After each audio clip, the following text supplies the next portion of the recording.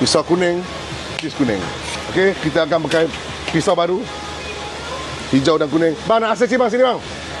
Kita ada cheese, saya bagi rasa semua. Siapa nak rasa cheese boleh rasa, saya bagi percuma je.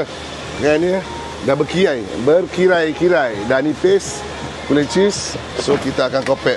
Bismillahirrahmanirrahim. Pisau baru ni. Pisau baru ni lain dia punya pergi.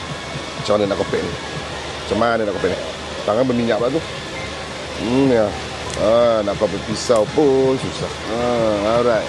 Bismillahirrahmanirrahim. Okey. Pisau kuning, cheese kuning. First step, bismillahirrahmanirrahim. Kita kena tebuk dia dulu. Oh, saya lupa nak ketuk. Ketuk ni sebab apa? Function dia untuk lembut. Saya bukan tak nak belah sini. Orang cakap pakai benang. Kita tak boleh pakai benang. Saya nak potong bahagian atas. Ada yang potong sini, rugi. Saya potong bahagian sini. Bismillahirrahmanirrahim. Permudahkanlah untuk urusan aku untuk motong cheese ini. Kejap 2 minit. Tajam. Inilah bau pisau. Bismillahirrahmanirrahim.